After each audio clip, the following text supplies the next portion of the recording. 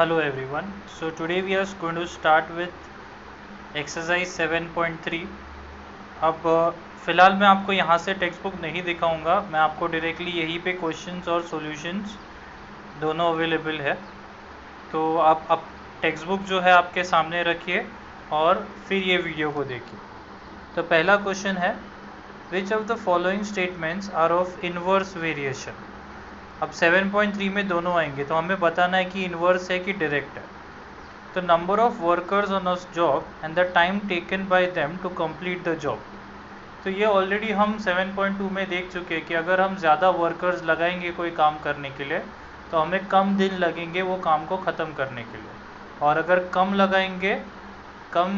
Workers लगाएंगे तो ज़्यादा दिन लगेंगे काम ख़त्म करने को। इसका मतलब एक चीज़ बढ़ने से दूसरा चीज़ कम हो रहा है या एक चीज़ कम होने से दूसरा चीज़ बढ़ रहा है, इसका मतलब वो इन्वर्स वेरिएशन में है। तो आप यहाँ से आंसर देख सकते हैं, मैं आपको साथ में नोट्स भी भेज दूंगा। क्वेश्चन नंबर 2 पे, number of pipes of same size to fill a tank and the time taken by them to fill the tank. अब ये जो है, अगर मैं 4 पाइप लगा दूँ एक टैंक में तो मान लीजिए कि 1 घंटा लगता है टैंक को भरने के लिए। तो अगर अभी मैं 6 पाइप लगा दूँ तो ऑब्वियसली मुझे 1 घंटे से कम टाइम लगेगा। 8 पाइप लगा दूँ तो आधा घंटा ही लगेगा मुझे। इसका मतलब नंबर ऑफ पाइप्स बढ़ाने से जो टाइम लग रहा है वो कम हो जाएगा। इसका मतलब ये भी इन्वर्स वेरिएशन है। थर्ड वाला question, petrol filled in the tank of a vehicle and it's cost.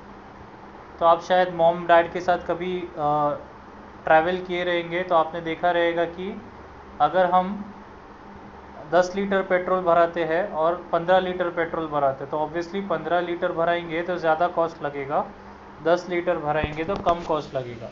इसका मतलब ये हो रहा है कि जितना ज़्यादा पेट्रोल भर रहे हैं उतना ज़्यादा कॉस्ट हो रहा है, जितना कम पेट्रोल भर रहे हो उतना कम कॉस्ट हो रहा है। इसका मतलब एक चीज़ बढ़ने से दूसरा चीज़ बढ़ रहा है, एक चीज़ कम होने से दूसरा चीज़ कम हो रहा है। इसका मतलब ये इन्वर्स वेरिएशन है। लास्ट वाला क्वेश्चन देखेंगे, area of circle and its radius. तो एरिया बढ़ने से रेडियस बढ़ता है और एरिया कम होने से रेडियस कम होता है, तो ये भी डायरेक्ट प्रोपोर्शन में है। रेडियस अगर 7 सेंटीमीटर लेंगे तो एरिया निकालेंगे पाई आर स्क्वायर, तो कुछ तो आंसर आएगा। अब रेडियस बढ़ा के 10 कर दिया तो डेफिनेटली आंसर बढ़ने ही वाला है। अब आगे बढ़ते हैं, नेक्स्ट क्वेश्चन पे ध्यान देंगे। If 15 workers can build a wall in 48 hours, how many workers will be required to do the same work in 30 hours. तो अब क्लियरली दिख रहा है यहाँ पे कि 15 वर्कर्स को 48 आवर्स लग रहा है, तो कितने वर्कर्स लगेंगे 30 आवर्स में काम करने को। तो आपको पहले तो क्वेश्चन देख के समझना पड़ेगा कि ये डायरेक्ट है कि इन्वर्स है। तो आई होप आपको समझ गया है कि ये इन्वर्स वेरिएशन है, क्योंकि नंबर ऑफ वर्कर्स बढ़ेंगे तो टाइम कम लगने वाला है ख़त्म करने को। तो एक बार आपको समझ गया कि ये इन्वर्स वेरिएशन है, तो आप नंबर ऑफ आवर्स को h ले लीजिए और नंबर ऑफ वर्कर्स को w ले लीजिए। यहाँ पे h है, यहाँ पे w है। अब नेक्स्ट स्टेटमेंट में लिखेंगे h is inversely proportional to w। आप देख सकते हैं ये चीज़ लिखना है आपको, h is inversely proportional to w या डायरेक्टली प्रोपोर्शनल टू 1/w। एक बार वो लिख लिया तो h is equal to k/w, फिर w वो बाजू चला जाएगा तो h इंटू डब्ल्यू इज़ इक्वल टू k हो गया। अब पहला वाला चीज़ पुट करेंगे, w के जगह पे 15 और h के जगह पे 48। तो w के जगह पे 15 और h के जगह पे 48 पुट किया तो आपको k का आंसर आ जाएगा। वो k का आंसर आप ये वाले इक्वेशन में पुट कर देंगे जहाँ पे वो माउस पॉइंटर ब्लिंक हो रहा है, h is equal to k/w में वो वैल्यू पुट कर दिया, या उसके नीचे HW is equal to k में, वो ज़्यादा अच्छा रहेगा। तो HW हो गया 720। अब नेक्स्ट उन्होंने क्वेश्चन पूछा है कि कितने वर्कर्स लगेंगे 30 आवर्स में काम खत्म करने को।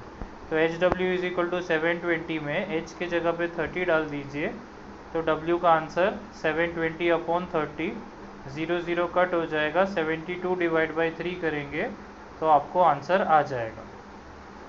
तो आई होप आपको ये सम क्लियर हो चुका है। हम आगे बढ़ते हैं क्वेश्चन नंबर 3 के तरफ। क्वेश्चन नंबर 3 में बोला गया है 120 bags of half litre milk can be filled by a machine within 3 minutes, find the time to fill such 1800 bags.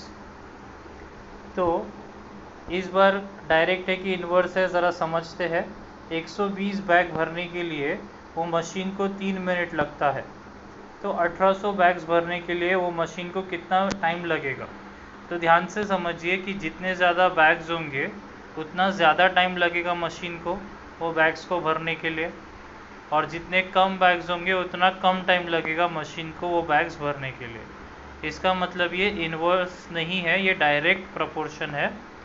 तो यहाँ पे लिख लिया है directly as the time required. अब एक बार पता चल गया कि डायरेक्ट प्रोपोर्शन है, तो नंबर ऑफ मिनट्स को x ले लेते हैं और नंबर ऑफ बैग्स को y ले लेते हैं।